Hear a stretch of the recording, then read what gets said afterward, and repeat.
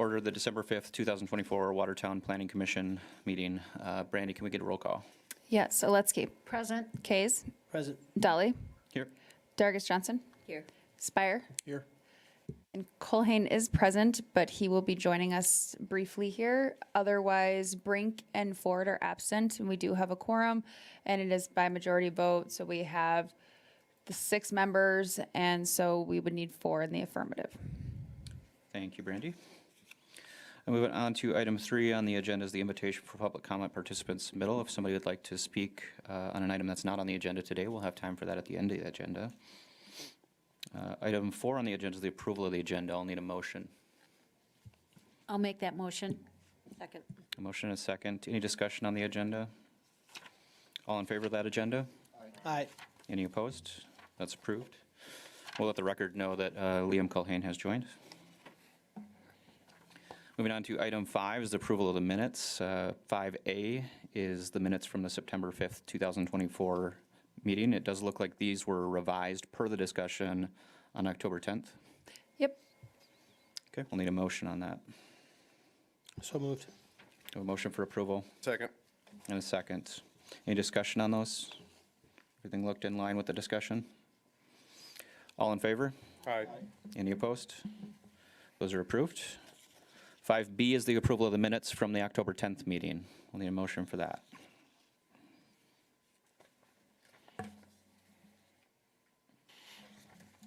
So moved. A motion by Kays. Do you have a second? Second. Second by Dargis Johnson. Any comments on those? All right, all in favor? Aye. Any opposed? Those are approved. Moving on to item 6A on the regular agenda is a consideration for ordinance number 24-27. Brandy. All right, thank you, Blake. So this is a petition to rezone a piece of property that is in the northwest portion of the city limits along 14th, or no, where am I at here? Thought I literally, okay. 14th Avenue Northwest, it is south of 14th Avenue Southwest and north of South Dakota Highway 20. So this, you can see here on the map, the property that is petitioned to be rezoned, and then there is a, oh gosh, now that selected too many. That is in line with the following action that we'll be taking. Let me get this. So this piece of property here, it's currently zoned R2 single family attached residential. It has a approximate square footage of, I think, 88,000 square feet. Let me get it together here. Yeah, 88,862 square feet or 2.04 acres. So the proposal is to rezone this from the R2 to I1 light industrial. And the idea behind that is obviously when this property was annexed and zoned, it was brought in as R2 because there are 2 residences that exist along 14th Avenue Northwest. This property is obviously to the south, and the idea is that it would be proposed with storage units similar to the property to the west. And like that property, however, it is abutting the R2. It is also abutting the highway, but they will not be able to have access onto South Dakota Highway 20 just because of the access restrictions. So the subsequent action for the annexation and zoning of a sliver of the property that is under the same ownership to the east is to really allow for a greater width for access and a driveway onto 14th Avenue.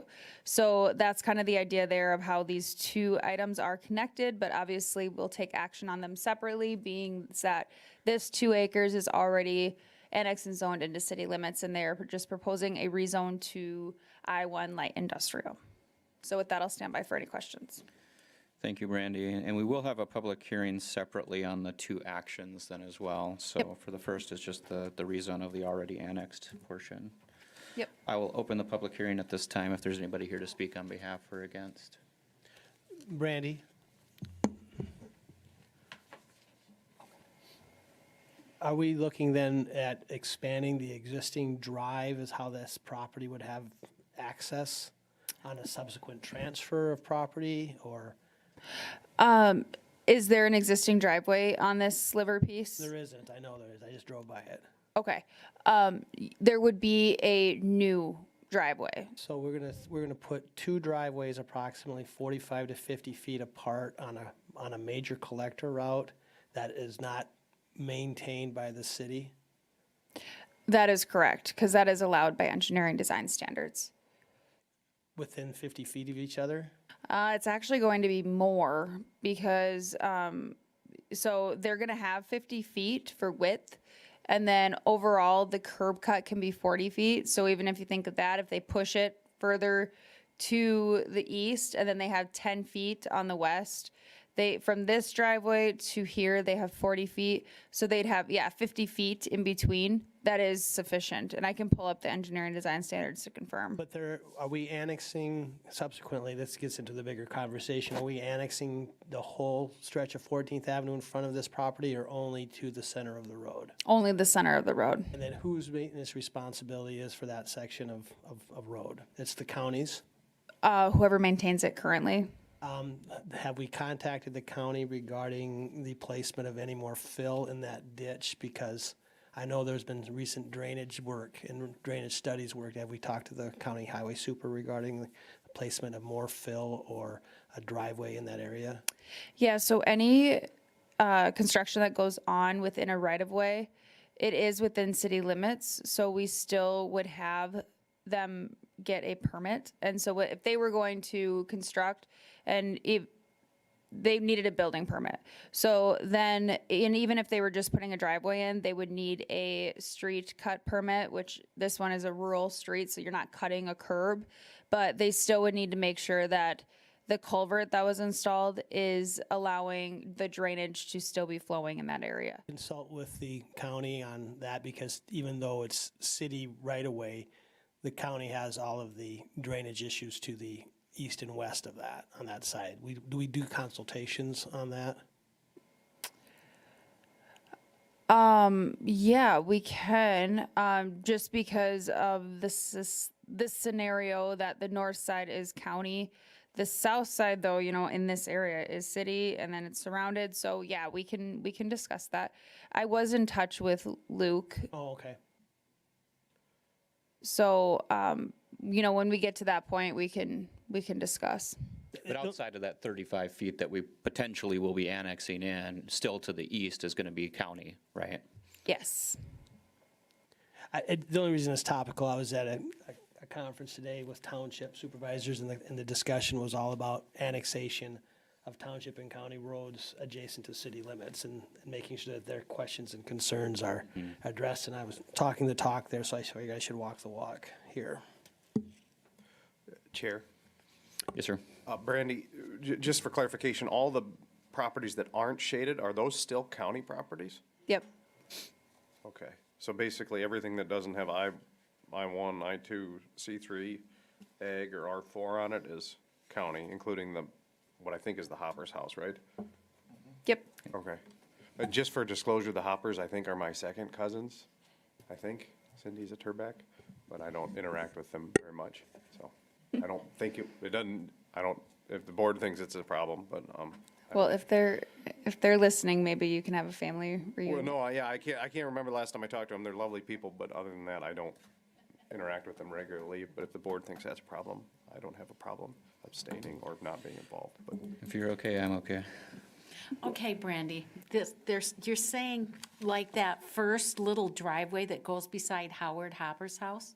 That 15-foot wide one? Yep. That's owned by Howard, not from the county records, from what I could tell, that little 15-foot that goes all the way down, halfway to the end of his property is owned by him. Does that matter when you said it was owned, everything was owned by, The same entity? yeah? I'll double check here, just because they're platting.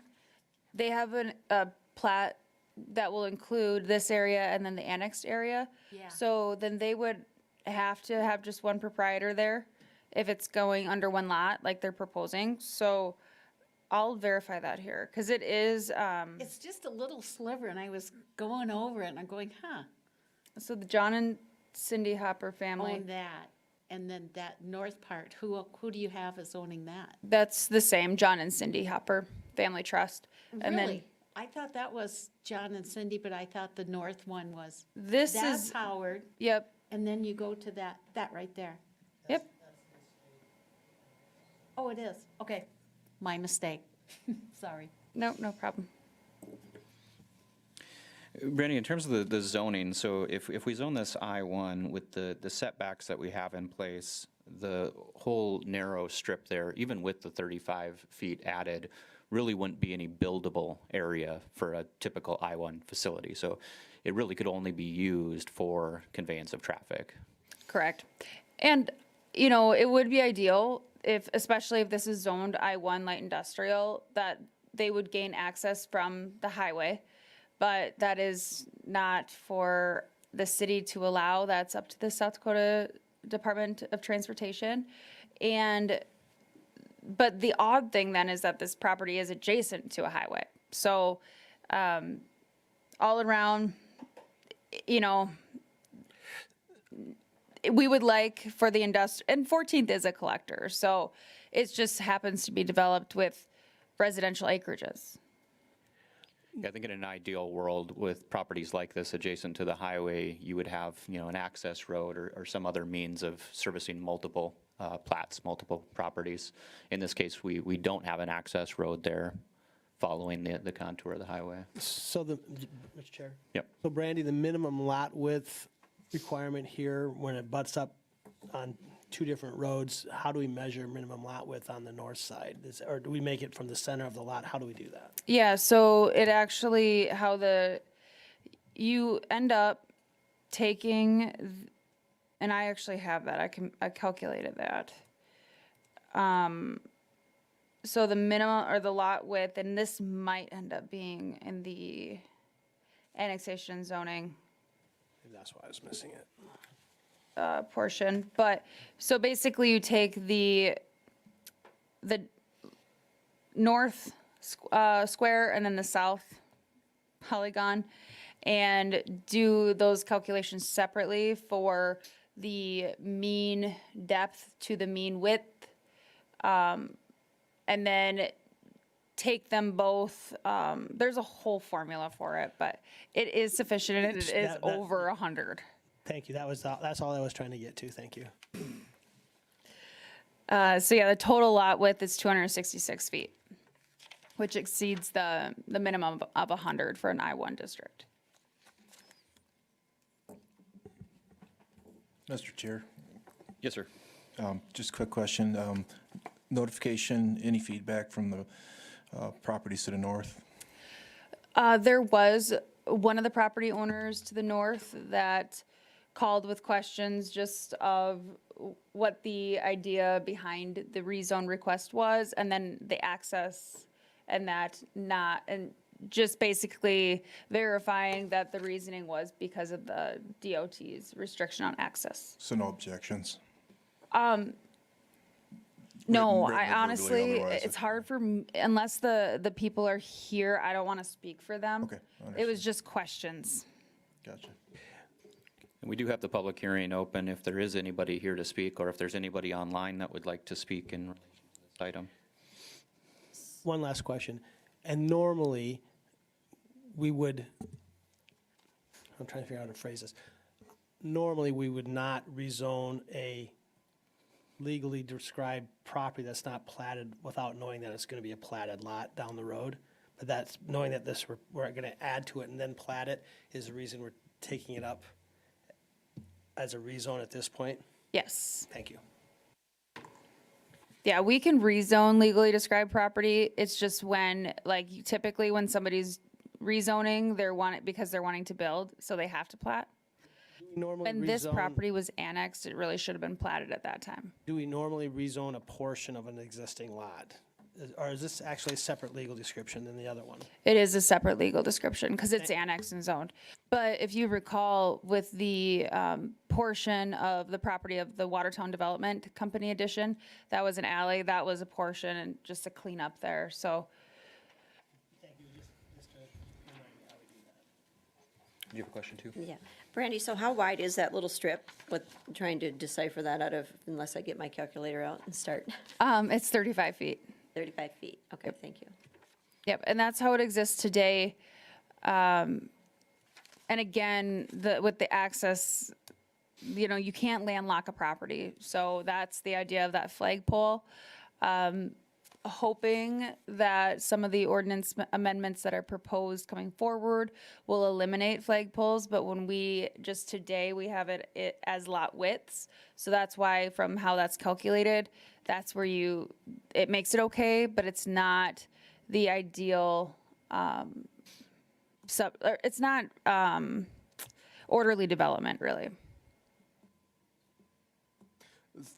Chair, Yes, sir. 35 feet today, and then we're adding 35 feet for a total of 70? No, Oh, it's, 15, okay. oh, did I say 35? Sorry, 15. 15. And then we're 15 adding, and sorry, thank you, Under the Liam. current action, and then we're adding, okay. Yes, and then the annexation will add 35. Sorry about that. So if both items are approved, we would have a total width of 50 feet for the road to go in there. Okay. Yep. That makes more sense then. Chair, one final question. Yes, sir. if I may. Maybe for Brandy or for Commissioner Kays. Is there concerns about, like, the topography where that strip is? Isn't that kind of low there? I mean, I would anticipate if you're going to build up a road, access road, do we have issues with dumping water back on to other adjacent properties? I think that was the question that the county zoning officer had a discussion with Brandy and also spoken with me, that the county had done some work in that 14th, and they got to the point where they think they're okay with how the water ebbs and flows. They just want to make sure that any more fill, even if it's in the city right away, is not going to cause issues. Yeah, because just traveling that route a lot, that's one of the main ways I get in and out of town. They're obviously parallel to 14th, there's problems, but my recollection was that house there's been times where there's standing water in the yard. And maybe I'm misremembering it or speaking incorrectly. So I just wasn't sure if that was a concern, if we were going to exacerbate that. No, we'll make sure that with any of this construction that's being done, that they cannot be changing the drainage pattern or pushing water onto an adjacent landowner. And that's something of a universal truth, no matter where you're developing and whether it's fully within city limits or when you're on the edge of town and you're annexing, we've got to be mindful of those engineering design standards and restrictions around water conveyance, so. Yep. So they're going to have to build up. If they do it in the county, they don't need a permit. Yeah, but this whole area's in a flood zone, right? No. No? That part's dry to the east. We do have the public hearing open. Last call if there's anybody here to speak. Bonnie, they might, it just depends on what the water table or, yeah, what they'll have to end up doing. But this area is wet.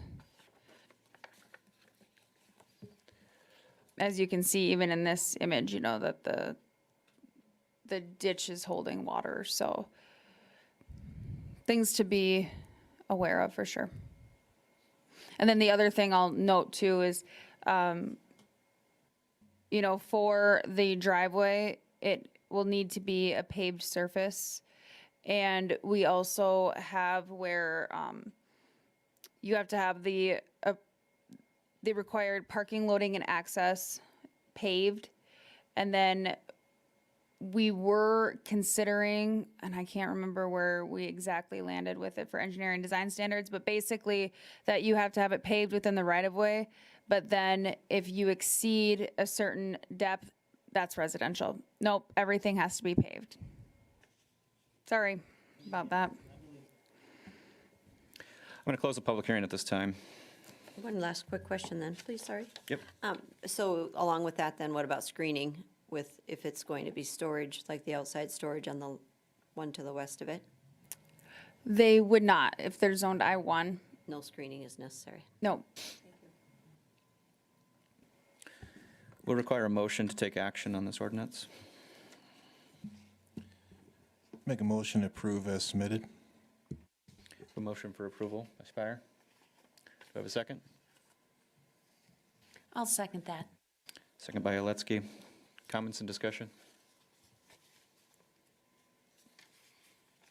It's unique. It's different. We don't see this very often, so.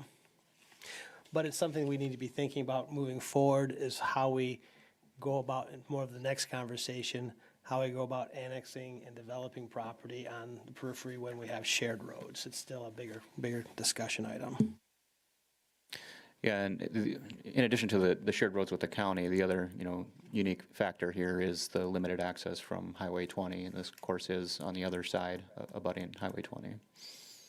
I think that with the existing I-1 next to it, it makes sense. And Yeah. I think, does it generally comport with our land use plan? Brandy, I can't remember. Yes. Yeah. Any additional comments? Okay, we'll take a roll call vote. All right. Spire. Yes. Culhane. Yes. Dargis Johnson. Yes. Dolly. Yes, Kays. Yes. Aletsky. Yes. carries unanimously. We'll move on to item 6B on the regular agenda.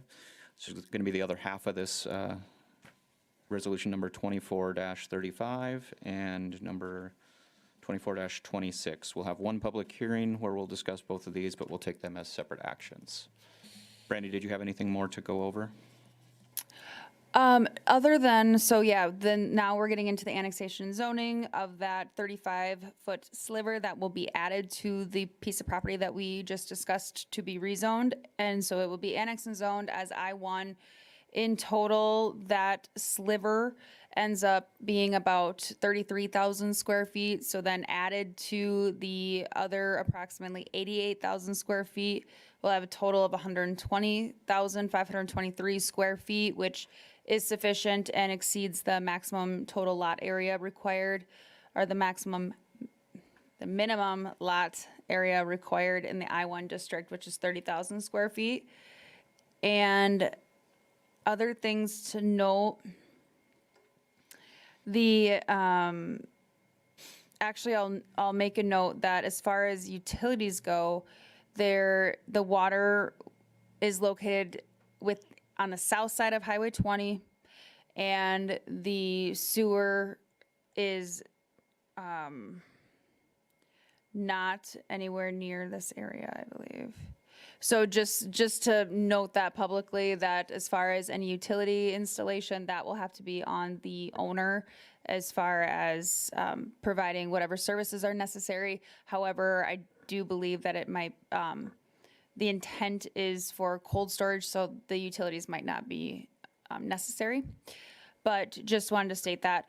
The other thing with the property, so this portion will be coming out of this larger portion here that is still within the county. As you can see, there's a residence located on this 24-acre piece. So the reasoning behind allowing this sliver, now typically if somebody was proposing to annex a zone or even a portion of a larger piece like this, we would have them submit a concept plan, and so that we could see how everything is piecing together. However, we know with this sliver, it's being added to an existing lot that is already within city limits. So that is fine. But there was a request to also replat this property within the county, which the city would not sign off on at this time because we would want to see the master plan of how, of eventually this property becoming a part of city limits. So I think that covers it all. With that, I'll stand by for any questions. Mr. Chair? Yes, sir. Just for the board's consumption, again, spent 3 hours in the car with the county zoning officer today, and we were talking about this proposal, and he just wanted to make sure that I relayed the information that the applicant is aware that by taking a small piece of property off of a non-conforming agriculturally zoned lot, then it makes the property ineligible for subsequent building permits until it is platted. And again, we won't be platted unless it has a concept plan. So the applicant, just for the county's perspective, they wanted that stated in a public meeting, that the applicant realizes that if he needs a building permit for a shed, he's going to have to annex it into the city for that to happen. And that's a good point too, Todd. And it's, so I would say, I'll say subdivided instead of platted. So, but you are right, and where the county is at on it, that what is being required there. So they could annex and zone it in as one lot, as long as they weren't subdividing further. But because their hands are tied as far as the building permits go, with them being immediately adjacent to city limits, that's kind of the twofold situation there. So the concept plan would not come until a time where they were wanting to subdivide. I'll make that clear. Now, if we annex this portion in and zone it, are they replatting all of this as one lot? Yes, of this 35 feet, here, I'll pull up the agenda. I believe from what so this black hatched area and then this other portion, that will all be one lot. Okay. And I think I have that attached for reference. I need to get, Austin exported this with the colors still, so don't mind all the colors going on, but this will be the lot. So you can see that hatched line, that's the 35 feet that would be annexed and zoned, and then the existing 15 feet. So then it'll be combined to one lot. Perfect. I'll open the public hearing at this time, if anybody's here to speak on behalf or against, or anybody online. Last call. Okay, we'll close the public hearing. We have two actions in front of us, the first being the annexation.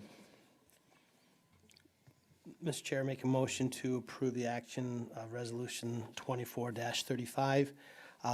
The only caveat, it's not a caveat to the amendment or the motion, just a statement that I would stipulate in the future, if this was a much larger piece of ground, say the rest of that area that's owned by the Hoppers back to the east, I would say in the future we should be looking at annexing the entire right-of-way that comes into play. It's not a policy yet, but it's something that I think we should be aspiring to, but I'm not looking to make that as part of this motion. Thank you for the motion and the comments, Mr. Case. Do I have a second? Second? Have a second. Any discussion? Any additional comments? Okay, we'll take a roll call vote.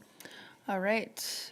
Spire, Yes. Cohen, Yes. Durgatz, Johnson, Yes. Dolly, Yes. Kays, Oletsky. Yep. Motion passes unanimously. We'll move on to the next action is ordinance number 24-26. We'll need a motion.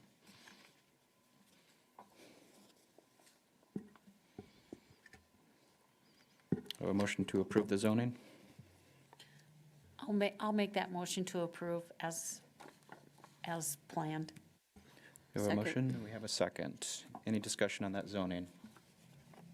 Okay, we'll take a roll call vote on that as well. All right. Oletsky, Yes. Kays, Yes. Dolly, Yes? Durgatz, Johnson, Yes. Cohen, Yes. Spire. Yes. And that also carries unanimously. Moving on to item 7, open public comments. I don't believe we had anybody to sign up or note that they want to speak on an item that's not on the agenda, so we'll move on to new business. Okay.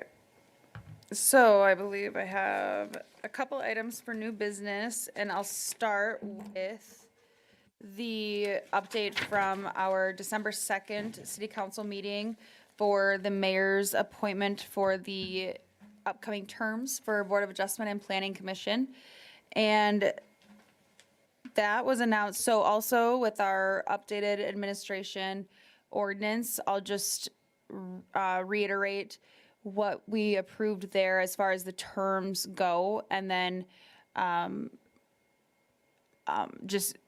far as the terms go. So the term for each member of the planning commission shall be for 3 years, except for that for when such planning commission is first appointed. 2 members shall be appointed to serve for a term of 1 year. 3 members shall be appointed to serve a term of 2 years, and 2 members for 3 years. So an odd staggering there, but that's just to make sure that we're not having new members that maybe don't have the proper training or experience that are learning all appointed within the same years. So a lot of you are actually sticking around and staying on board. So I will announce those as far as where the term limits will go for this reappointment time. And then after, so there's some of you that will be for the 3 years, but then after that, after somebody expires, after the year passes, then the next term will be for an additional 3 years. And then we also did cap it so that somebody did not serve more than 3 terms in a row, which all of you have served for many years in a row. But that is just something that we implemented now. So this, like, technically You you mean could. we'd have to go for another 9 years? You technically could. So, but you also could feel fulfilled that you've done your time, your civic duty. But no, I appreciate all the work that you guys do and for sticking it out for so many years. But now with this update to the ordinance, it will help create more consistency and structure so that it is not just going by the wayside and people's terms are expiring and nobody's being notified, and then you get stuck on the board for X amount of years. So, for the Board of Adjustment and Planning Commission, it is Liam Culhane will be 3 years. Blake Dolly will be, now, when I say 3 years, that's the term. Blake Dolly is for 1 year. Todd Kays is 2 years. Bonnie Aletsky is 1 year. Rhonda Dargis Johnson is 2 years. And then Michelle Kakacek will be joining us, and she will be on for a term of 3 years. And then Bill Spire, he said 2 or 3 years here, so is that 2 years? Yeah, literally. Okay. Yeah, so it's the 2 members should be for 1 year, 3 member, okay, yeah. And 2 members for 3. So you would be 2, because then there's the other 3. Okay. And then Julia Tate is an alternate, and Justin Albee is also an alternate. And we'll discuss further, so actually the alternates are only for Board of Adjustment actions. And then the Planning Commission, it is just the 7-member board. But again, it's just the majority for those actions, which is the idea behind the alternates for Board of Adjustment.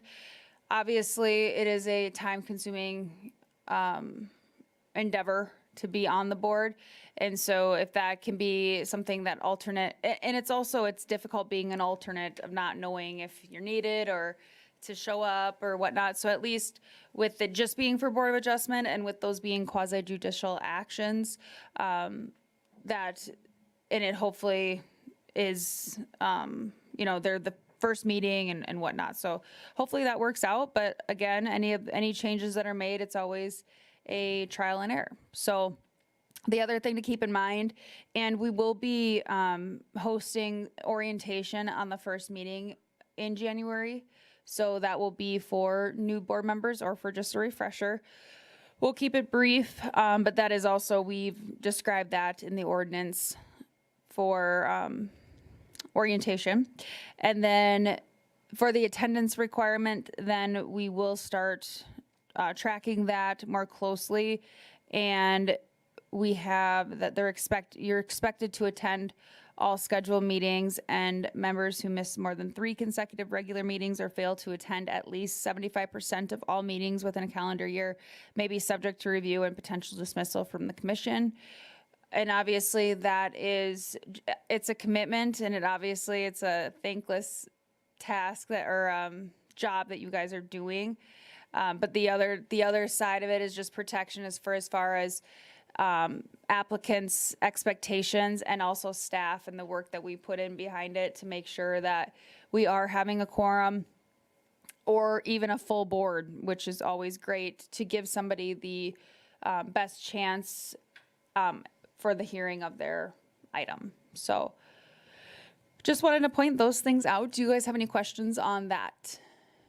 When is the schedule for next year, the planning department schedule going to be released?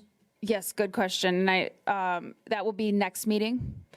And so just actually waiting on to confirm that city council dates are set. And then the other thing, okay, so the new terms will begin that first week in January. So that will be January 9th will be our first meeting. So that's when we'll have our orientation. And then that's also like the first meeting of the year. So, and then we also vote for the chairman that first meeting, I believe. Yep. Yep. So a lot to do when we kick off with the good thing is that this board has been here. So, but it would be a lot if it was all new members. But yes, any other questions? Good. We'll move on. Okay, and then now this is the presentation for a compilation of amendments to Title 21. Let me see what I actually had it titled here. So presentation for Title 21 ordinance amendments. So I sent out the proposed amendments a couple weeks ago, or maybe a little longer than that, for all of your reviews. And obviously it's a lot to take in, a lot of information. And I appreciate hearing from all of you that I did, especially ahead of this meeting. But also this meeting is an opportunity to hear me give a little more background on some of the changes or amendments that are being proposed and the reasoning behind them. So if you did not get a chance, also, there's no shame in that. And if there's questions along the way during the presentation, please interrupt or make it known or raise your hand. Maybe raise your hand, I don't know. Then we can address them right at that point, and also it'll just break up the monotony of me talking. Is that how many total pages there are? No. So the good thing is, and like there's not even 58 slides. I have some of those.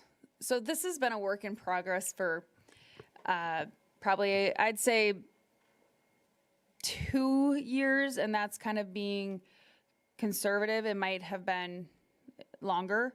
So we've kind of went different ways with it of how, so yeah, it's been all over the board. So some of these slides in here are things for the future of some proposed districts and whatnot, where I didn't take the information out of it. I just hid them for now, because the main purpose of these amendments is not necessarily to be recreating anything, but more so to be fixing the problems or the confusion that we've seen throughout the years and trying to provide clarity. Now, there's a couple new things in here, but not a lot. And so a lot of this, the main purpose of it is clarity. So then this is just this presentation. And I don't know what would be most beneficial for you all. Probably if I would have printed all of the pages, but that's just such a waste of paper. Yeah, okay. Let me just get those pulled up here, because I did not get that done yet, I don't think.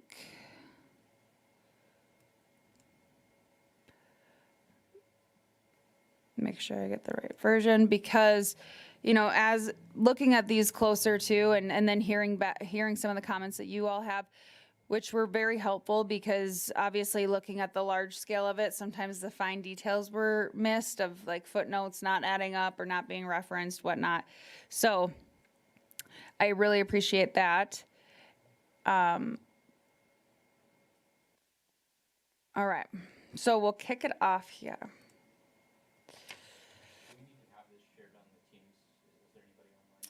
I am sharing the screen. Yep. So this is just overall all of the different districts that we are amending.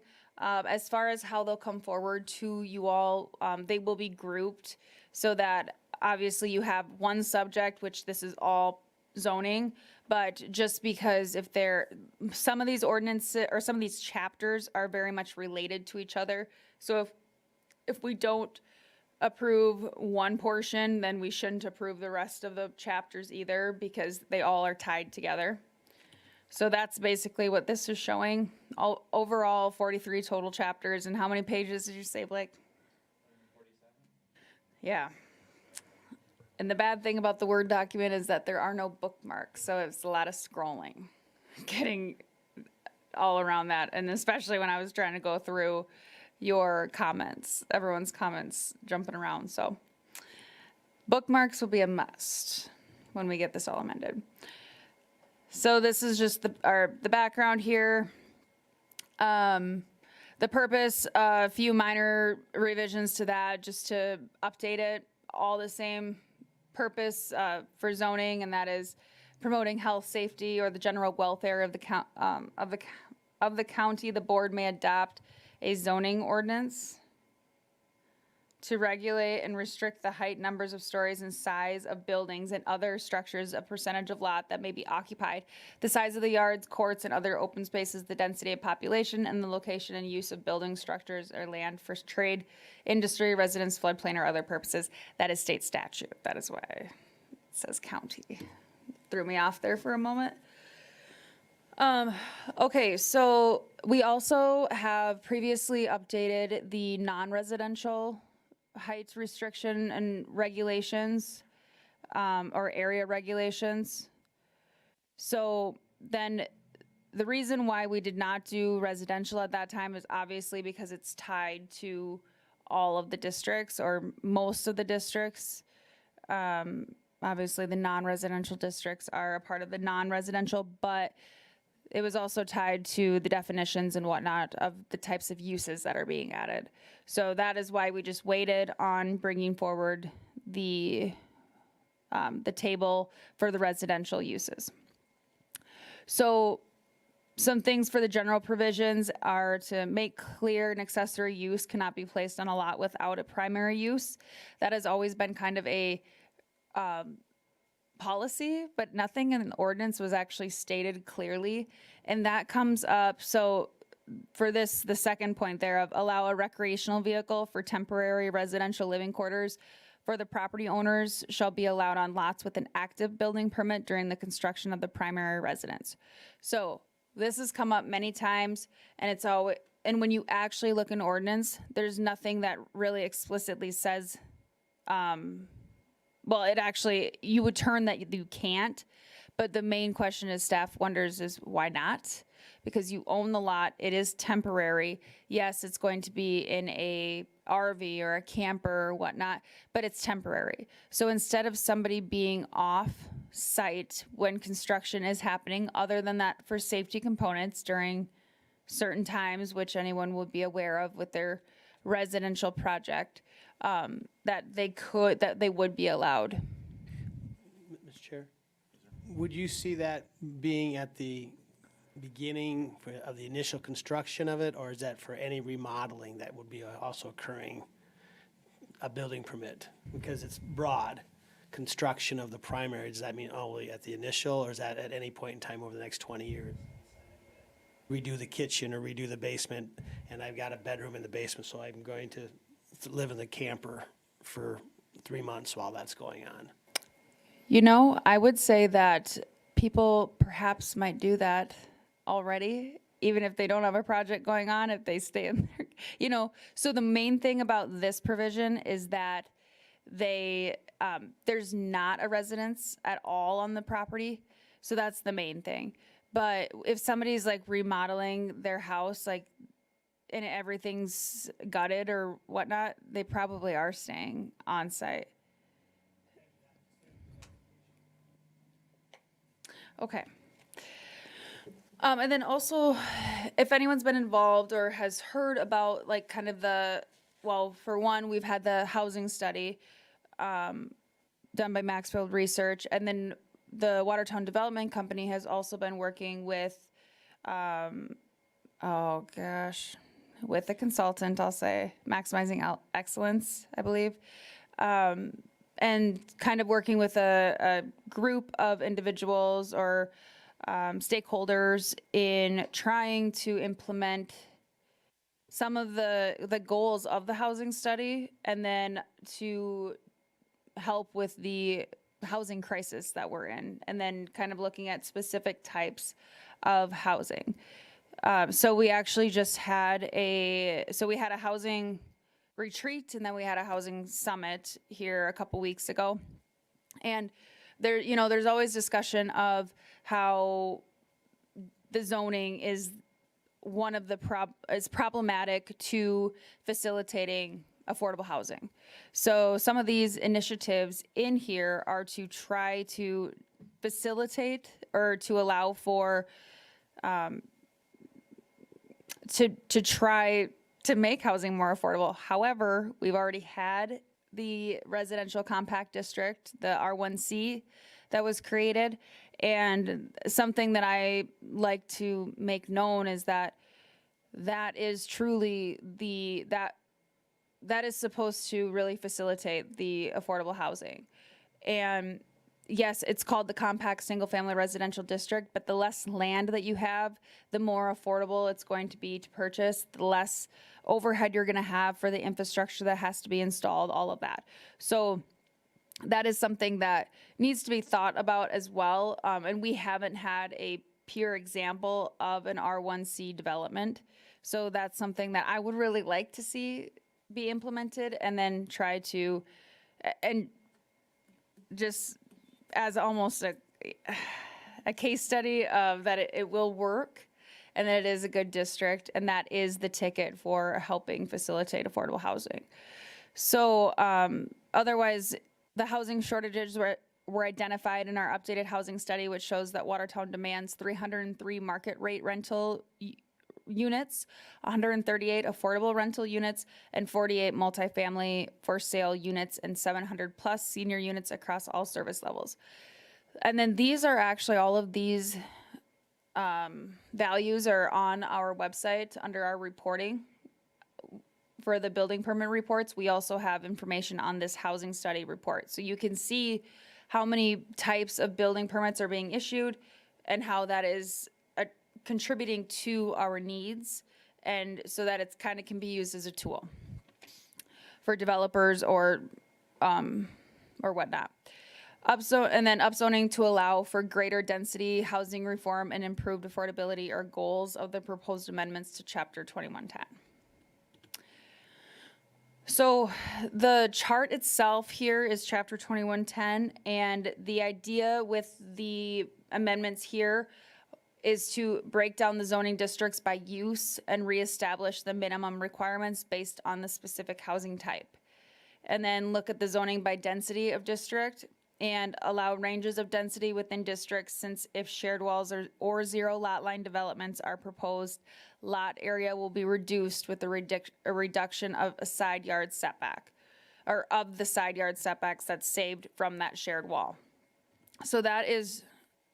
And then before we jump into the table, the definitions. So we've always had issues with how we are interpreting what constitutes an apartment or a dwelling unit or whatnot.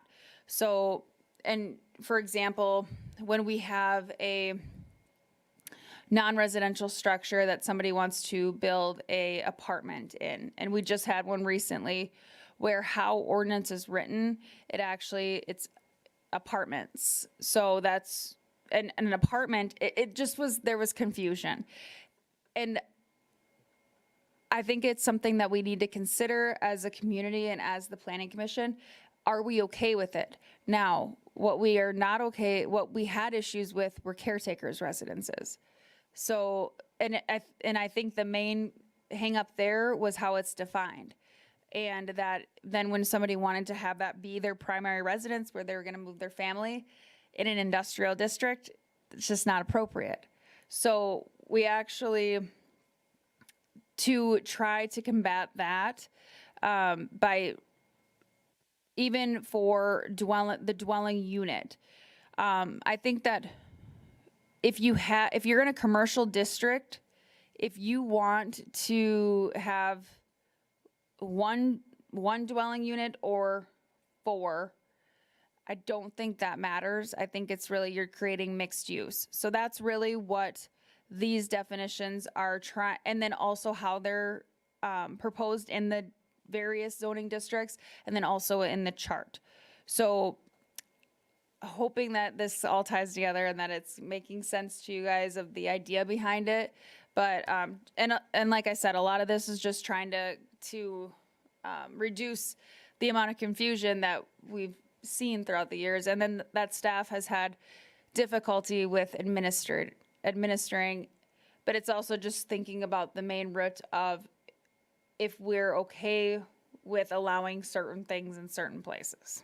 Mr. Chair, Yes, sir.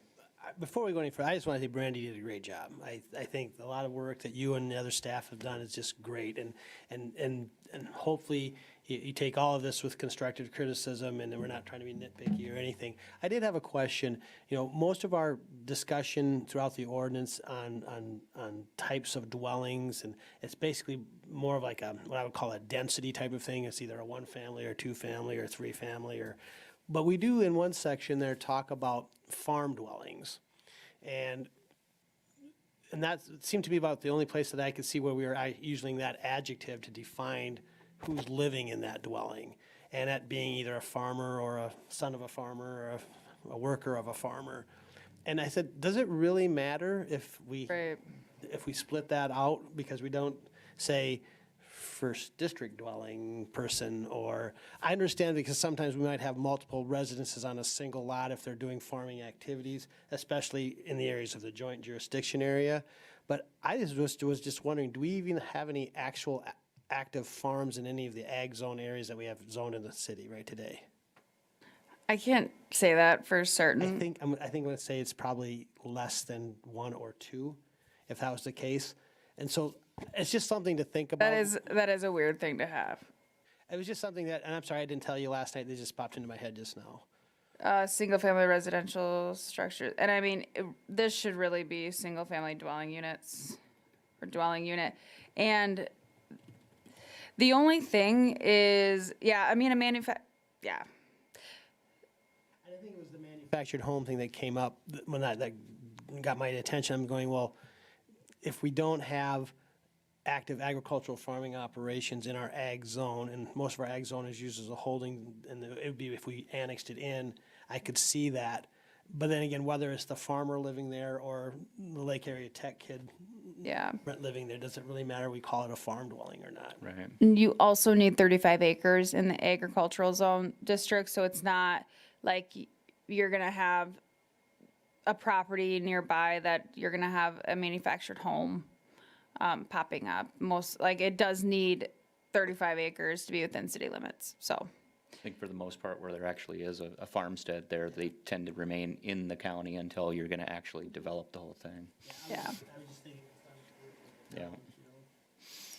All right, and then as far as the densities of the districts, so again here, obviously the entire table is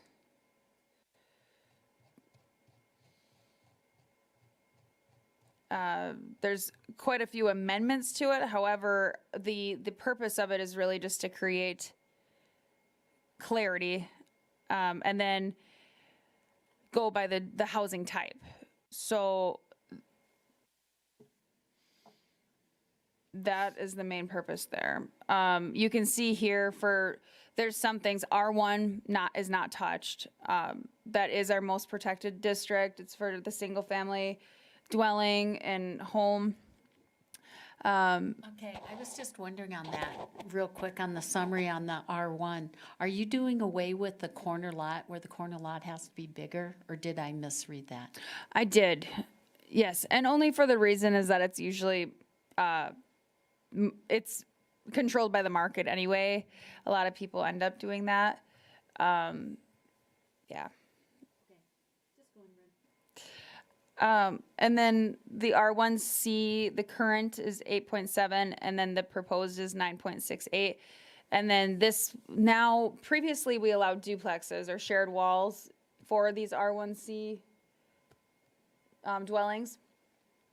However, when you really looked at the R1C district, it was very similar to the R2 district, so that it's like, there was no real benefit of being zoned R1C, because the R1C had the higher standards of the curb cut width, the lot coverage requirements, all of those things. So, because previously it was 5,000 square feet or 50 foot in width, and then for an R2 district, you could put a duplex on 10,000 square feet for a minimum lot size. So you, and to have a duplex in the R1C, you obviously would need 10,000 square feet or 100 feet for lot width, same as R2. So in theory, it was very much the same.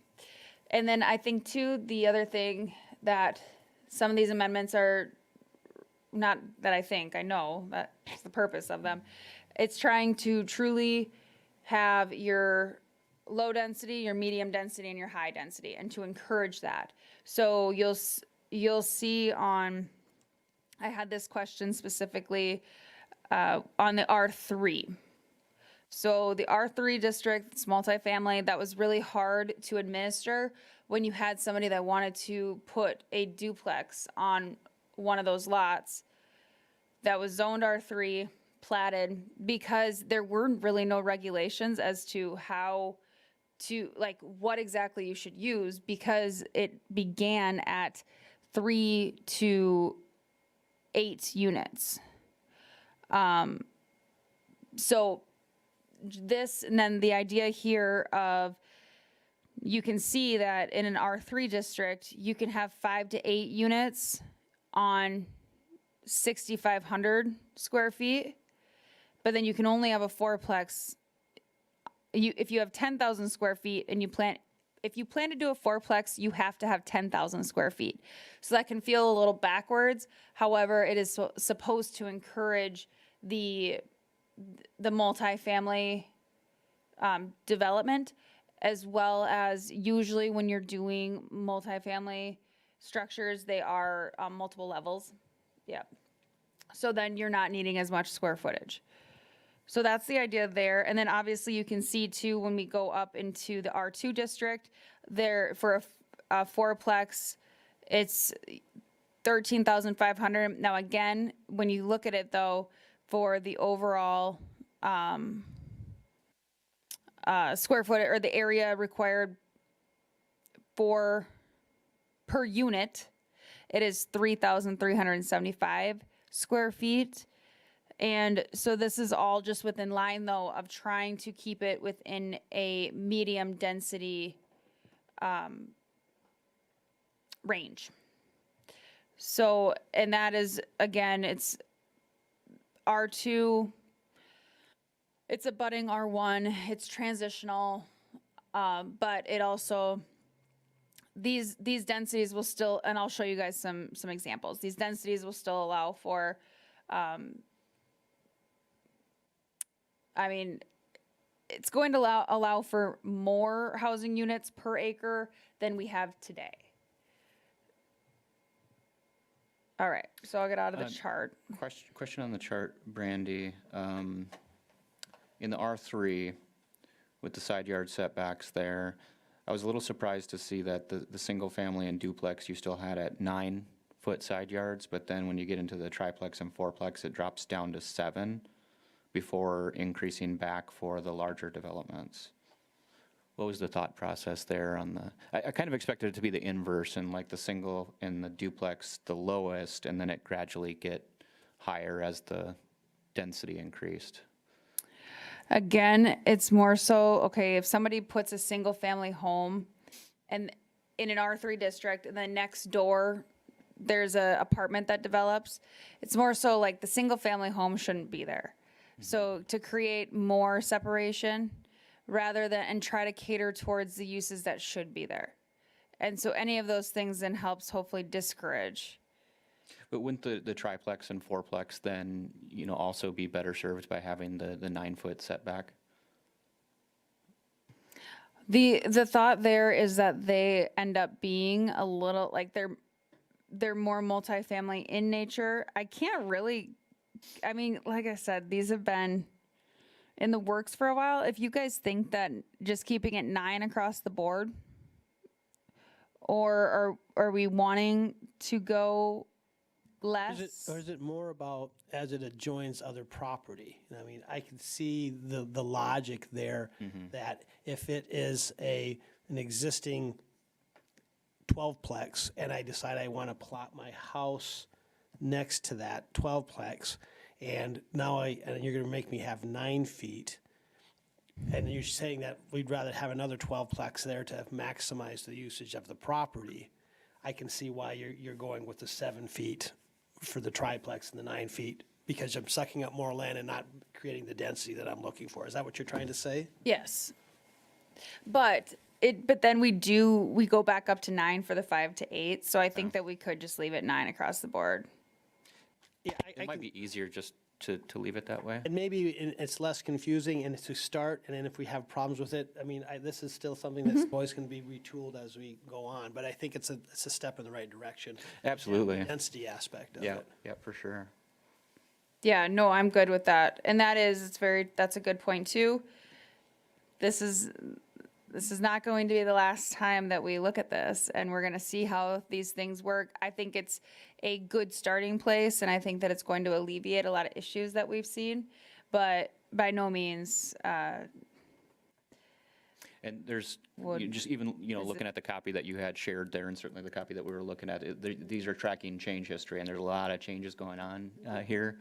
At some point, Brandy, it may be nice to get a clean version of this to compare to. It's just a little bit easier to consume that way than with all the change history tracking going on. yes, and I hate the track changes too, and it clutters it up. So what I plan on doing following this meeting is breaking them out because there will be 4 different ordinances that will come, like ordinance numbers that will come forward. So I'm going to break them down that way, and then I'll do the 2 versions. Because it's also nice to have the red lines as an illustration, but definitely can be. Like that side by side and take a look at it. Yeah. So nope, I'll start compiling that then following this meeting. So yeah, we'll move on. Here, I mean, this is kind of, again, more purpose, create the clarity for residential zoning districts with density regulations. I can make this an actual presentation.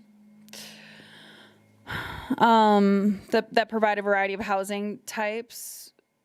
So like this, for example, Willow Creek Village triplex is zoned R3, which currently only requires 1,300 square feet per dwelling unit, which the new proposal will also still require.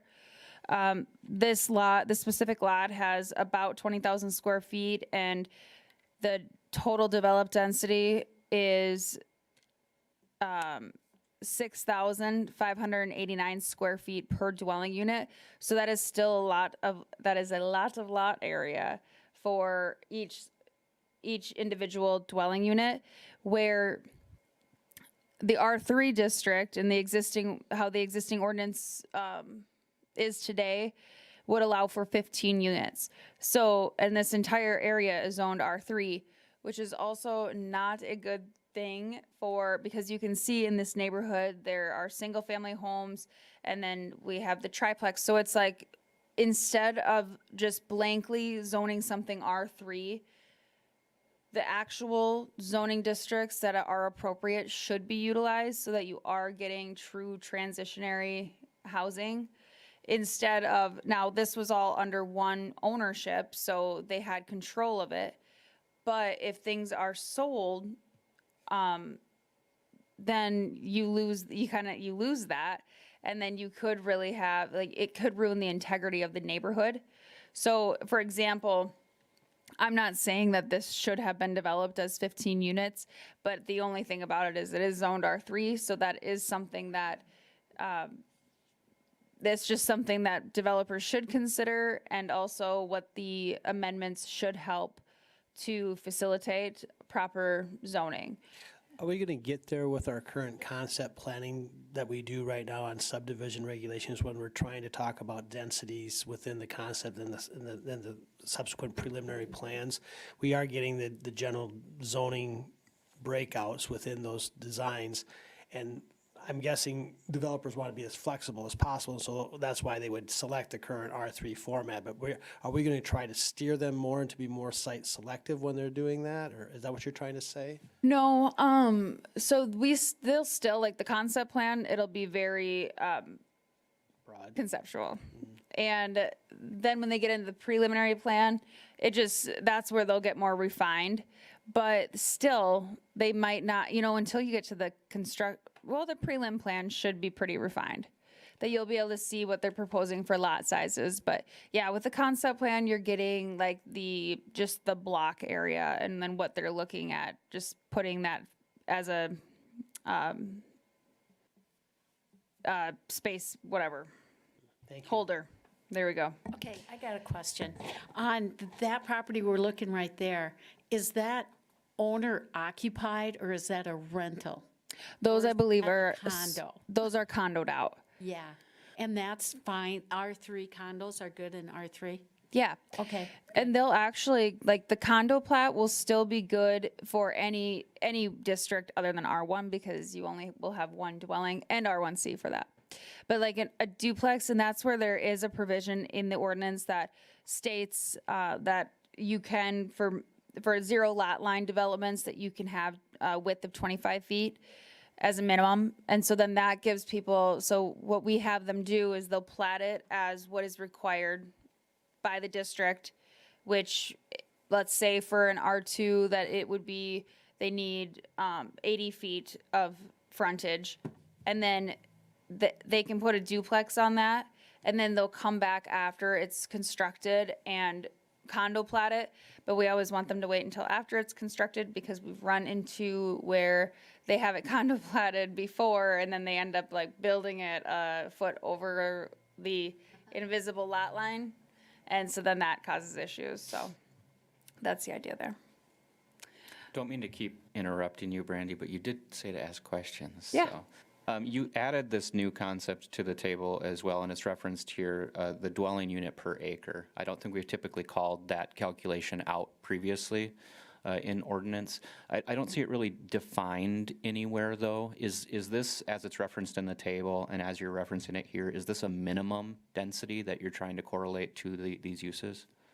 Yeah, or just a range, honestly. So it's just to keep us in mark. It's basically, and it's a column that could be taken out, but when I was in the rabbit hole of looking at different communities, some communities do use dwelling units per acre as a baseline, but I was honestly just using it as more of a comparison so we could see where we're at today and then what these changes are doing, and that's what this table on this. You see a lot of that in form-based, and you see that in a lot of form-based, and we're not going form-based, but I think it's good. It gives us a guideline. I think it's a good thing. Yeah, because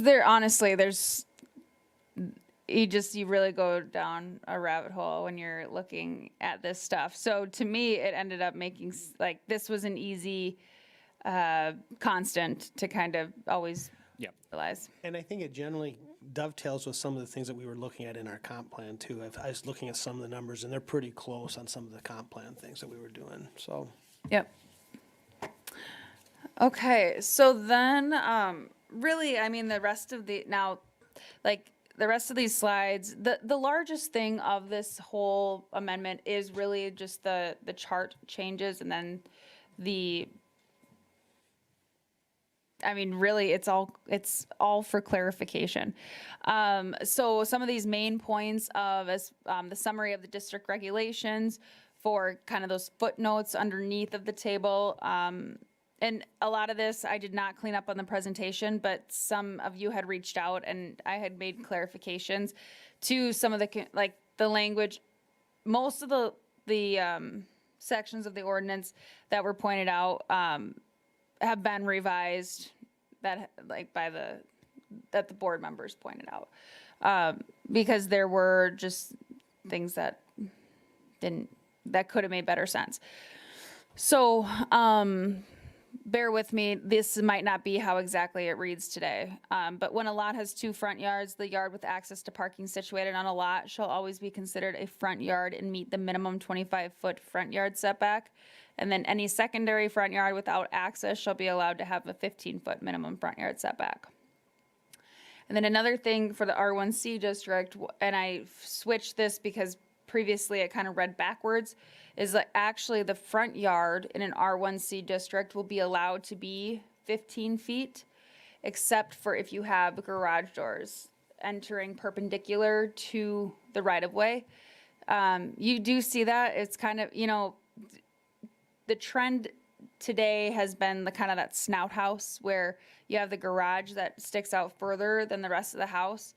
I don't know why that ever became a thing, but where this would almost be flipping it so that you're still allowing enough for clear view triangle for somebody backing out of their property onto the street, but you are allowing that the house itself can be further, that it can be closer to the property line in the front.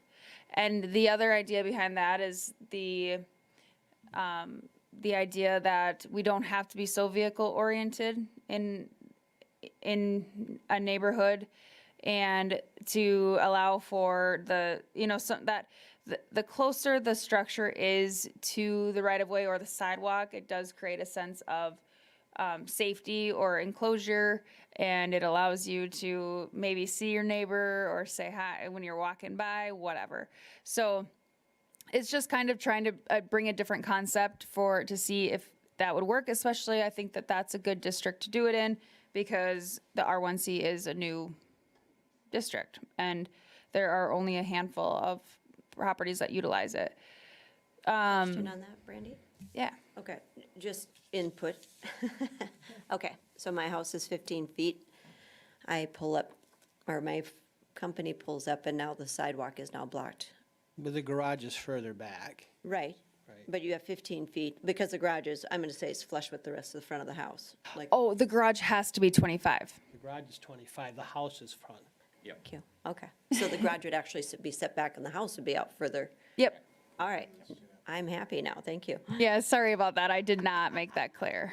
So yeah, so it's written in there that in the R1C that and it's not for any of the other districts. That was something that needed to be clarified too, that was pointed out. So yes, the rest of the house could be, if there's a garage, that has to be 25 still.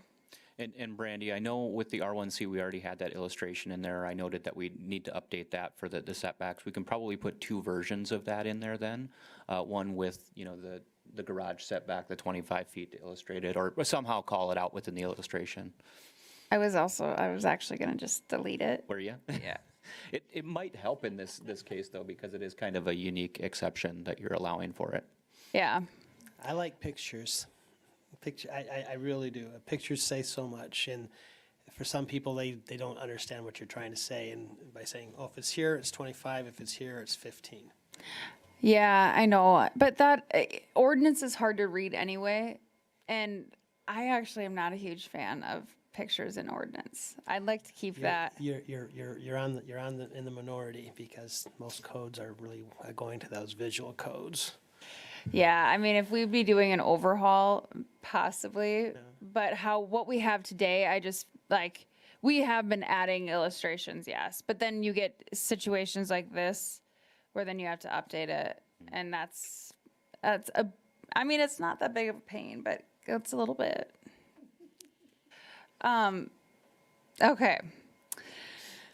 So then relocated attached garage standards from the general provisions for the accessory uses and added that to the primary use. I always thought that was odd that we talked about attached garages under accessory uses. I also tried to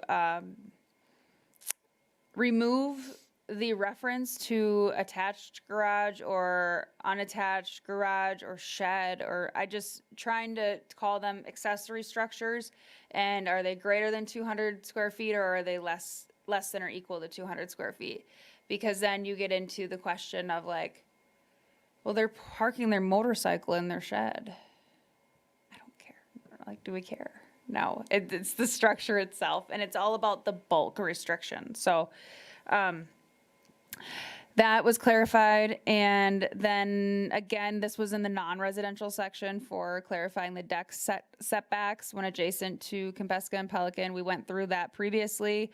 It's just added to the residential side of things now too. And then also breaking out how the residential lakefront properties, breaking those out separately, because they were hard to administer because it felt like an afterthought of how they were regulated. So at the lake, the front yard is adjacent to the lake shore. But then how a front yard is defined, that is a front yard is when they're adjacent to a right-of-way. But then there was language that says that the rear yard for lakefront properties are adjacent to the right-of-way then. They're on the backs, they're opposite of the lake shore. So all around, it didn't mesh throughout all the chapters and definitions and ordinance. So then just breaking it out as a separate section really should help clarify that. And really keeps everything the same primarily. So, but it's just clarifying.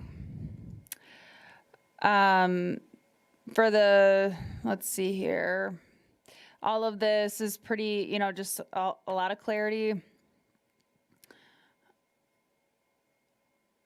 We've ran into stables, that issue. So we created a definition, and then also the only place that we're allowing stables by conditional use, because stables are really not a city limit use. Those are things that typically are agricultural in nature. However, so we will add it as a separate use in our agricultural district. And we actually already had it, but it was oddly combined with stables and commercial kennels, public and private. I really don't know how that happened, because we just recently created the definition for commercial kennels. So I feel like that was a clerical issue. So anyways, broke that out again. The other districts that stables are mentioned in are in the I-1 as a conditional use. Because you might have for obvious reasons. But then it will be in a district where there are other uses like. For all of the residential, okay, so actually for the daycares, for a home daycare, we created a separate chapter so that they could be permitted uses as long as certain design standards were met. And if they are not, then they'll have to go for a conditional use. But that way, because we've run into that where it's simple requests. The other thing that was brought up was home occupations. And the only thing about that is, well, and honestly, it's something that we need to think about for the daycares too. As far as registering them, because they still should, they'll be required to apply. And then we can check off to make sure that everything is being met as far as the design standards that are required. So we actually could do that for the home occupations too. Like, that's how we were regulating daycare facility or home daycares as a home occupation, but they're a separate use with separate guidelines, so, That'll be a new application process that we're introducing with this. yeah. So for the public, so if I come in, I meet all the boxes, I check the boxes, you guys can take care of it. We don't have to have a conditional use permit where 9 times out of 10, we approve it anyway. Yep. But if for some reason I miss one of the boxes, I don't want to have a privacy fence. My neighbors don't want to see a privacy fence around it, and I'm going to do some shrubs, then I would have to come here and get a conditional use to have me allow shrubs as opposed to a privacy fence, Yep, basically. yep. So yeah, that was my reasoning previously of why not doing for the home occupations, but I'll have to see if there's a way that we can work that into what we have right now for the fees. Otherwise, just bring that as an additional fee. I know what we've been seeing in a lot of places that for many, many years, home occupations were treated as a conditional use. But an administrative one. But we are seeing more and more home occupations that are really non-obtrusive in the neighborhood become special permitted uses as long as we're putting in whatever that specific criteria is. Again, if somebody wants to go up and open a law practice in their home, incidental, and they have to come in and make them get a conditional use permit, or they might just do it anyway and we're none the wiser. So it's like, for some of those uses, I think why we are trying to get in the middle of capitalism just, it bothers me a little bit. Yeah. No, I'll get that tweaked before the 19th when we bring this back. In relation to that application, how will that apply to existing home daycares that have already been granted a conditional use? They'll just be grandfathered. Okay. Okay. So the rest of these, this for R1C, duplexes will no longer be allowed. And then the half a block will require just 1 acre. R2, allow triplexes and fourplexes as permitted uses as they are still single family in nature. They're single family attached. And then have minimum district requirements for uses that are appropriate and within reasonable density of the district without requiring board hearings. And this is what, over here, this is what our R2 currently looks like, for as far as the density of the dwelling units per acre, which is 8, which is the same as a single family, like what's required for a single family residential. So overall, then this is what some additional housing types could, and today they're zoned R3.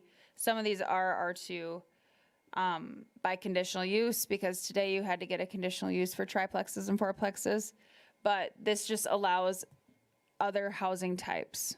I think this is good, especially for redevelopment of existing R2 areas of town and giving more flexibility. I go out and I buy a half a block or whatever, or a block, and it makes more sense to tear down those older houses, get more density and make that work. Yeah, because all around, it does help spread what the overhead is, and especially, for infill development, that it really helps meet the needs of having more, potentially, just more units in general. The more supply you have, the less the demand, and then the price should go down. We're doing a little economics. Well, you look at many of these too, and the developments look really nice, and they certainly fit well within a typical single-family neighborhood. And then these are some Brookings examples that we actually went down. They had kind of a housing summit or whatever. That was almost probably a year ago now, but just some examples here, and they were really nice, and they also were they're affordable, and that's what we really need, because, and in today's market in Watertown, we have a lot of floodplain. That doesn't help anything, but the rental rate for what a mortgage costs, it costs more to rent than it does to have a mortgage. And I don't know about mortgages, probably not mortgages that were received or whatever in the last couple years, but everything is just a little skewed, where this, at least allowing people the opportunity to get into a home and build that equity and have something that's affordable, is the main thing, where that's why, smaller lot sizes are appropriate these days, where people don't want the maintenance. And that is also, like I've stated, what allows for the the more affordable type of property. Just one question on the example that you have on the very bottom there, Brandy. It said that it would be, potentially allowed in the proposed R2 district. It looks like the setbacks there maybe not as much from that road, given the proximity of those vehicles to the public right-of-way there. Ours, we're still proposing like a 25-foot setback. Correct, yeah. But something similar in nature to that. Isn't that like a private maintained road? I know Yep. some of those places down in Brookings where they're attached and you own the land that the house sits on, but then there's an HOA that takes care of all the other land and the road and stuff. But yet it's not a condo, but they're attached. Yeah, so this is a private street on this example here, but we would not, in our typical R2, that we would require still a 25-foot setback. And then, if they were doing something unique and they were doing a PUD, that's when they could look at something like this. This looks like where my daughter lives. It's just, units on top with a little. Yep. And then.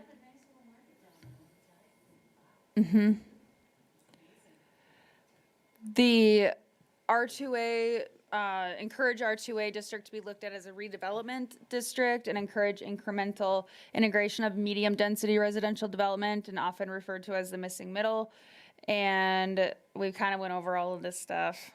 The only other thing is, so we would allow a single-family home on a 4,500 square foot lot. Today, we allow, like the R2A, the minimum lot size is 6,000, which you can put, a lot of them are just single-family homes, but you can also have a duplex. So reducing that somewhat, that actually brings, because we run into this, not a handful of times, but we've ran into this throughout the years. And if somebody's like just underneath 6,000 square feet, so at least with going to 4,500, it's still sufficient for meeting the setbacks and whatnot, and then that would bring the 190 properties into conformance. The R2A is a closed district. Yes. Yep. So then approximate There's some little lots in there. yeah. And so then these are examples of some R2A development that would meet the density. So properties that you might be familiar with. This one here is a 8-plex. You couldn't have that, but you could have the amount of, well, and then obviously the setback and everything too. But overall, for the square footage per dwelling unit, it is within the mark there. These are examples that would not. These would be too dense. And again, I mean, as far as we had just seen this project in the recent past, that these would actually be, let's see here, these are 1888 square feet square feet a dwelling unit, because they have 2 fourplexes on, let's see, however big these lots are. Which, that is something that we should consider is, now that the project is done or is complete, is that development too dense? Or are we okay with that? Because then we could actually look at increasing the density with a true case study implemented. And again, I think it's a nice project, and it also creates 8 units that otherwise maybe would have only had 2 single-family homes. So it is nice, and I do think that, that is something that we could look at. But today, now when I say that this is too dense for what's being proposed, so that was 1888 square feet, and it's in the what was it? Yeah, R2A. So here we're at 17.4. And then they are at 23 dwelling units per acre. And right now, we only allow 17.4. So, I can look at tweaking that and allowing greater density. And then when we come back on the 19th, I'll point those out. All right. So then, and then like this one too, you know, like these have existed for so long where it doesn't even phase you. But then like, so that is 30 dwelling units per acre. And so then that's too dense for the R2A. You know, they don't have off-street parking or anything either. So those are all things that we would want today. All right.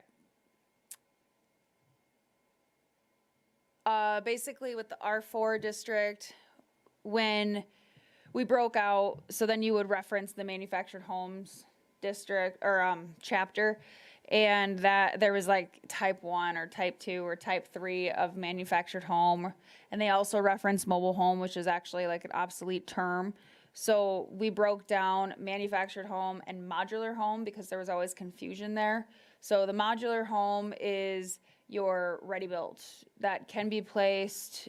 Isn't a modular home one that comes in as 2 units and they're put together, and a ready-built is 1 building? It can be, yeah, and modular can be either. So like it basically you're placing it on a foundation, and however it comes in, it just doesn't have to be stick built. And then your difference too is the code that it's built under. Yeah, the modular versus manufactured, but I always thought that modular homes, they don't have a title to them or anything like a mobile home. They don't or have a chassis, they don't Yeah, have. but I always thought that a modular came in as 2, like a manufactured, and they put it together. I would say what Steinmetz builds out here, that's a modular home. It's an off-site constructed home Yep. that's brought in. Yep. Quick question. I think it was, and so technically, under the code, the only place I can have a manufactured home is in the R4 district. Right. And so I think it was smart to go through and get rid of the R1, R2, or the type 1, type 2s, and because we don't allow them anywhere else in town. So whether it's a skirted single wide, skirted double wide, or double wide single wide on a permanent foundation, it doesn't matter. It's only going to be in the R4. Yeah. Yep. And it was just really confusing to regulate, honestly. Since we're talking, I don't know, do you have any more modular home slides? Yes. Okay, I'll wait. Yeah, I do a little further down. So then I'm gonna just jump. This is a new district for the residential storage district. And this is kind of mimics the RG in a sense. The RG to me doesn't always make a lot of sense. Being that you can have 160 square feet of living quarters, but sometimes it does come down to somebody not wanting to install the utilities that you would need then for that living quarter. With the RS, the idea behind this is the number of times that we've had an applicant want to construct storage units near a residential district, but then there is reluctance because their only means to do that is by rezoning to R3. And then they have to get a subsequent conditional use for storage units. And that is concerning to neighbors because they feel like the wool is being pulled over them, and that somebody will get the zoning as R3 and then they'll develop a bunch of apartments. Yeah, the other thing too, didn't we do that on 14th Avenue where we actually zoned something C3, or what was it, next to the church? We did R3. R3 there too, right? Yep. Yeah. But that was, and that, cause that's our only option. So, yeah. Then this way it's very transparent. All right, so we've And talked with about that, that. you allowed the 2 definitions, right? You had the storage units and storage shops in there. Yes, And storage shops, not contractor shops, meaning that you Correct. can't run a commercial business out of it. correct, yep. And then, C1, a lot of there's a new definition for a reception or event venue. It just wasn't defined previously. And then added that as a conditional use to the C1 just because a establishment like that does require a lot of off-street parking, and in the C1, it's not required. So that's the same reason why there's a lot of the uses in the C1 district that require a conditional use. A lot of that is to do with parking. I can't remember, is there a use in the C1 either added or maybe it was always there and I wasn't aware, but something to do with construction yard shop, contractor shop, something like that in the C1? I thought I read, there was, could you pull up that district? Yeah.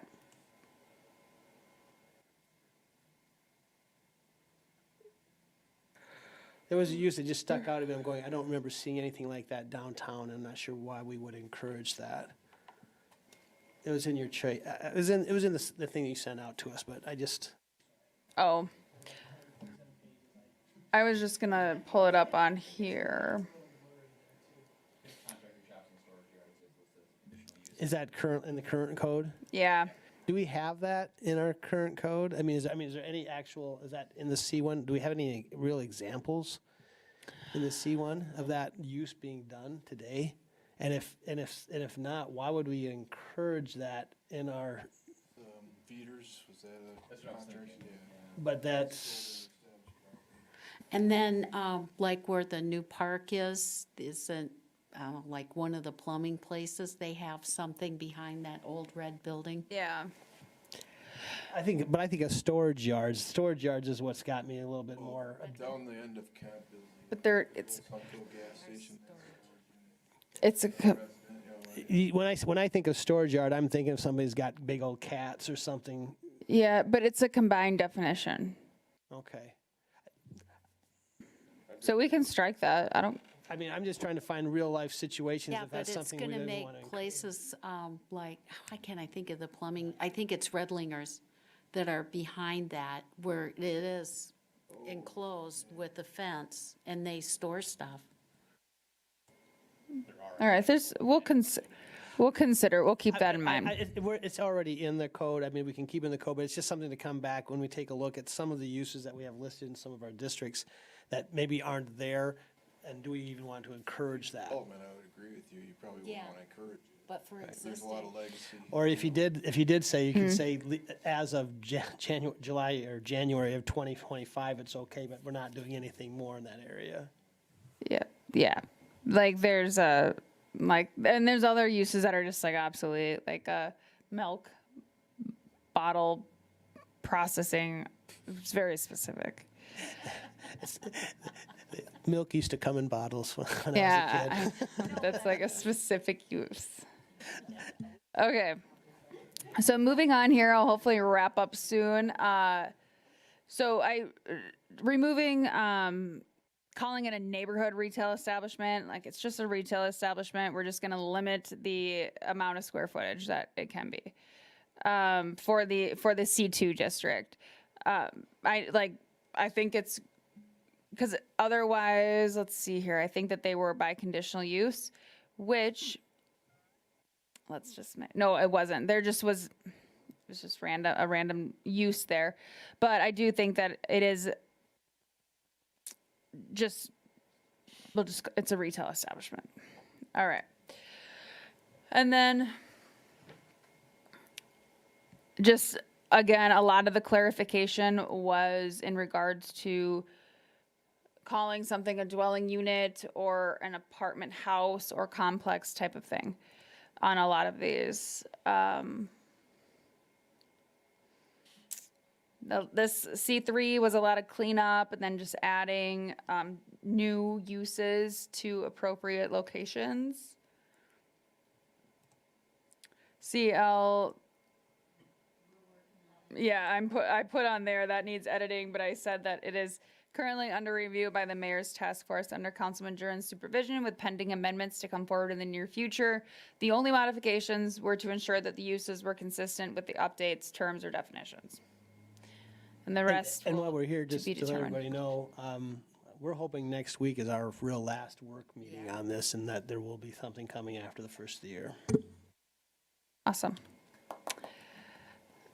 Okay, So I did have a question on the industrial one. I just remember, whether it's on my term on the board or prior to that, there was an issue with daycare facilities in industrial districts. We had an issue out there along Fourth Avenue on the south side. And do we really want to be encouraging daycare facilities in an industrial zone? It's just a question. I think, aren't they like that well, okay, so the idea behind it is like the manufacturing, and there's also code that would like create fire barriers or whatnot. I understand. The question is whether or not how many of us feel comfortable dropping your kids off, in an Well, industrial zone. So maybe it's really to allow for a business to, like, let's say Terex, for their employees, that they could have on-site daycare. Couldn't that just be a listed accessory use to a commercial business in an industrial zone? And let me be clear, that Terex is completely an example. It is not something that they're proposing or why this is in front of us. I only remember part of that was we used to have at the airport industrial park, there used to We be a did, yeah. daycare facility out there. And so, that was a nice offering to be able to have that for all the workforce that was out there, to be able to have a local. and I'm not against it, I just want to make Okay. sure that I just remember that was somewhat of a tenure, Inclusion is a conditional use, so it would have to come to us and it would go under. I think, but it said permitted use. And so it's a conditional use today. I think I would rather retain that as a conditional use. As I do opposed- agree with that, yeah, conditional use. Because you can look at these things about, the nature of the neighborhood and how they're going to address for your, screening and safety and other concerns. Sounds good. I will get that changed. Okay.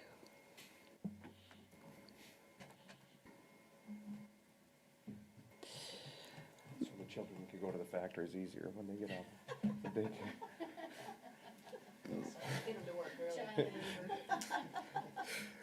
I've solved the daycare and the workforce problem in one, right? Yeah. Yeah, yep. Hey, we approved the gymnast group to go out there in the Light District area, Yeah. so, this board, Yeah, I know, I just, right by a shipping container holding area, yeah. so. Okay. Their tiny hands are great for putting together stuff. Sinclair Lewis would have thought the same thing years ago, The Roger's not still on here listening, that makes it in the Watertown Current, that pro child labor. All right, let's check for you, Liam. Yeah, yeah. Yeah, I'll have to look at that, I guess. Okay. PUD to allow a property to rezone to a PUD, planned unit development, if they have 3 acres, not 5. Again, because we're thinking more of a redevelopment of an area, or if you're thinking of a virgin piece of ground, and you think about them almost being villages unto themselves, I mean, is 3 acres too small to accommodate a commercial development PUD or a mixed commercial use development? I'm just wondering, I haven't looked at those standards for years, so I'm guessing that's why you're going from 5 to 3 in your research. Yeah, well, we've had quite a few instances where a property is just short of being able to develop in a PUD. Obviously, we want to avoid PUDs. And that's just the thing of the more conventional zoning districts that we create, the less PUDs there's going to be anyway, because there's going to be an option that fits. But it is really, I mean, I see the purpose of a PUD is really a mixed-use development that doesn't fit any of our conventionals. yeah. So no, I mean, I think that it'd be worth trying. I'm fine with it. I was just curious how you came to your conclusion.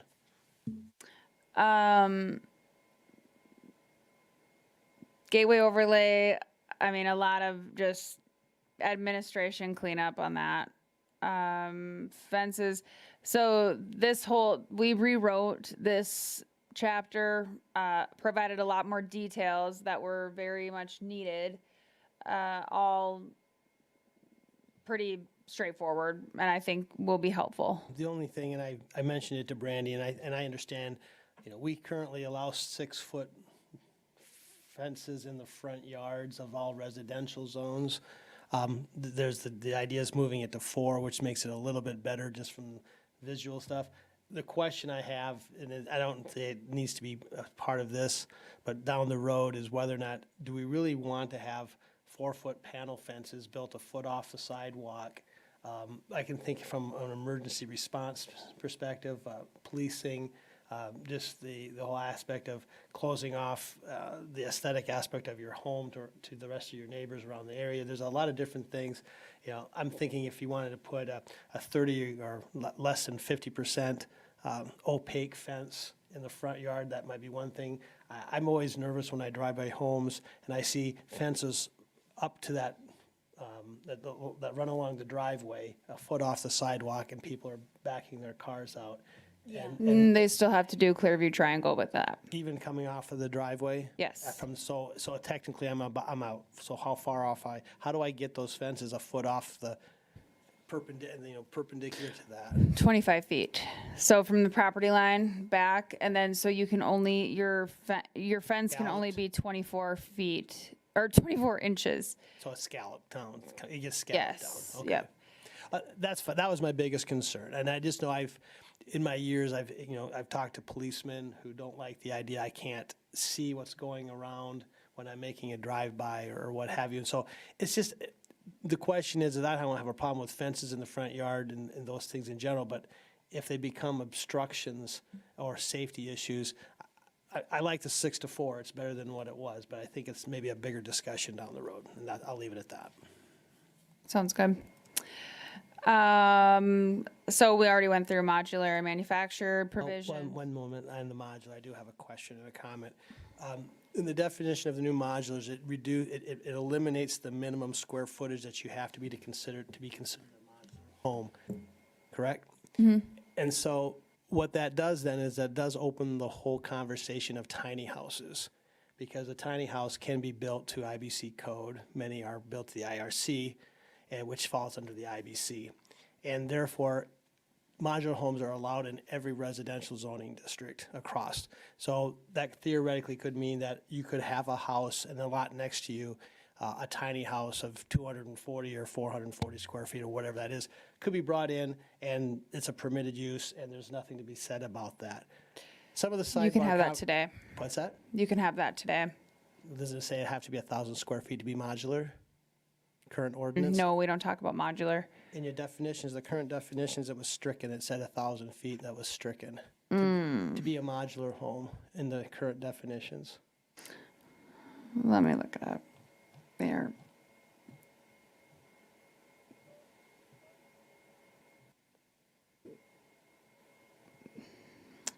Okay, It so says it has to be then, 1,000 feet or 850 in a split. So what that does is that restricts the ability to bring tiny homes in under the current code. I'm not against tiny homes, but I think that is a very paradigm shift of allowing small structures on conventionally zoned R1 lots.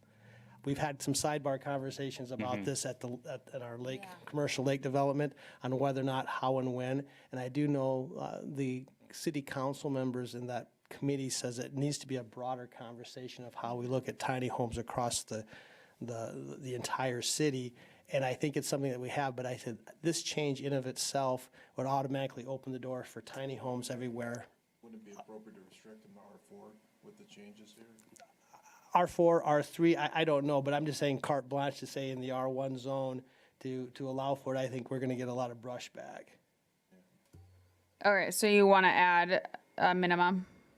The But- minimums that are currently in code that said they have to be either 1,000 in a ranch or 850 in a split, to me is for this point, I think I would keep that in there until we have that bigger conversation of how we want to talk about tiny homes throughout the community. And then maybe you do, break that off and kind of subdivide and govern those differently. Yeah, it could be different by zone. It could be by zone. Maybe they're not allowed in the R1, or maybe they are as an accessory dwelling. I don't know Yeah. what that. To the R1C or something. Yeah, I don't know, but that to me is just that's a big jump and that might hit some people in this community Yeah. hard. Yeah, no, I'm good with that. And obviously, I forgot that, or like when this was changed, I forgot that that was even a provision. So, that's fine. Oh, you had a lot to look at. How you kept it straight already is amazing, so. And then, so manufactured home, anything more on that? No, I thought that was all good. Landscape and lighting, clarifying existing, again, nothing large was changing there.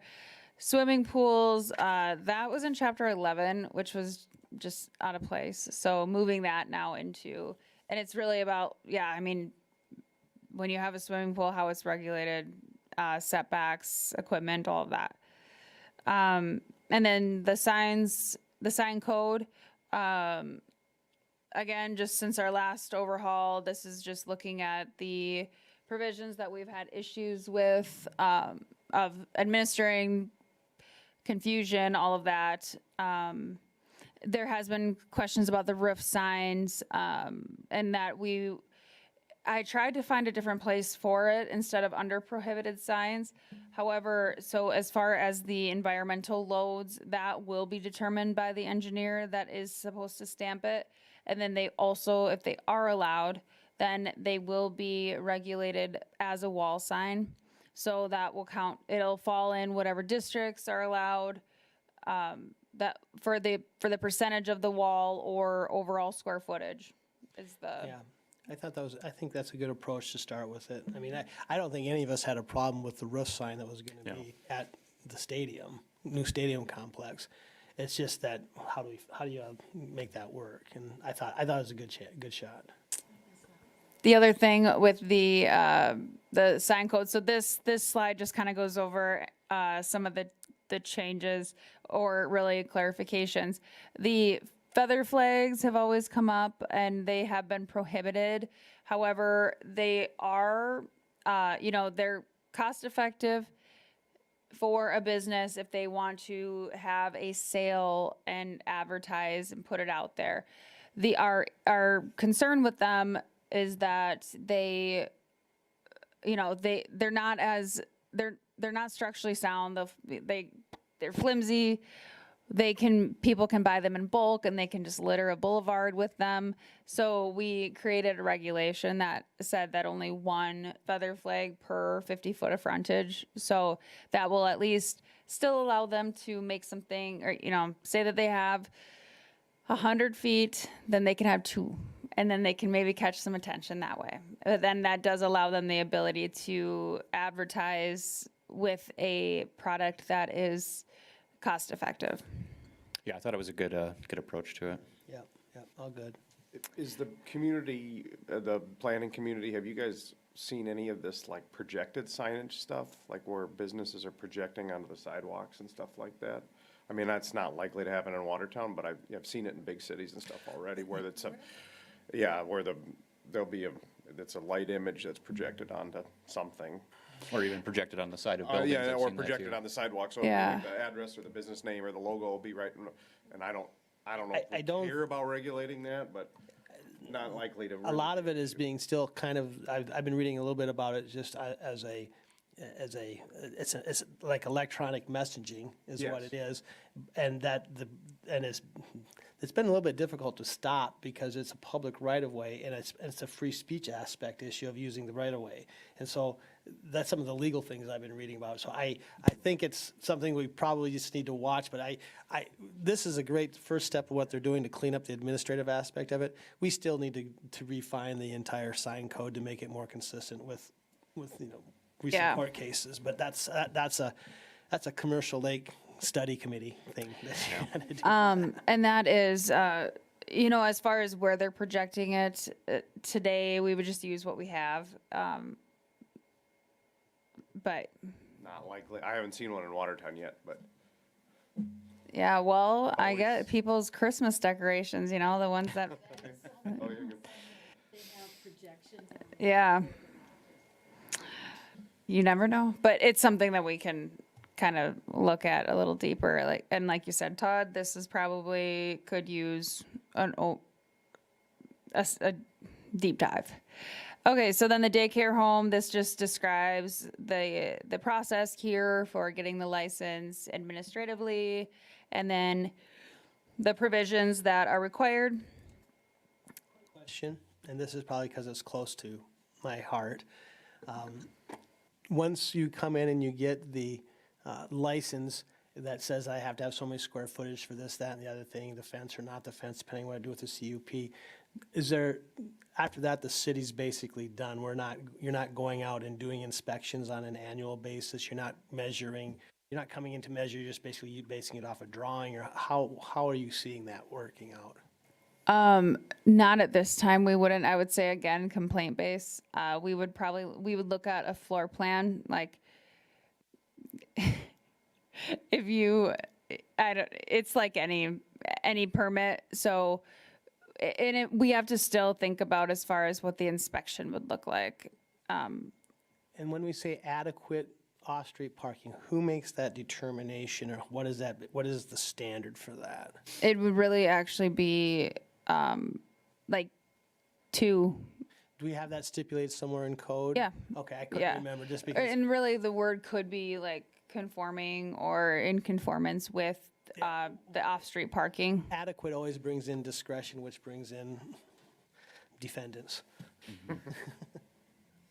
Yeah, no, that sounds good. I'll make note of that. Whether it comports to design code or whatever, it's just those those little words every once in a while, they bug me as a policy guy. Sounds good. Being- Okay, Being deposed as many times as I have. So, all right, so then these are just the definition changes that are outlined. And then for the reception or event venue, that is a new use. And it's kind of random that I even have a slide for it, but. All right, with that, any questions overall? And like I stated, I will, if you have time still to be looking at this and want to send me comments, please do. I'll encourage that.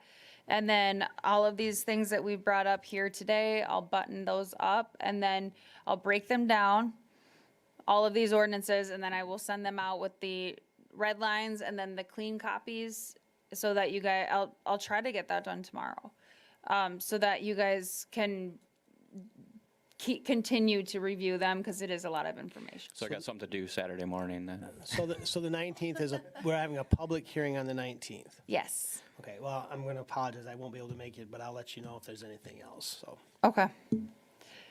Sounds good. This has been really good. Todd, you mentioned earlier, I know I said it in the email to you, Brandy, but I appreciate all the work that you've put into this. I know this has been a ton of effort, and it looks great. Yeah, thank you. All right, next on the agenda is old business. Anything for old business? Not done yet. Any reason for executive session? No. Then I'll adjourn us. Thank you. All right.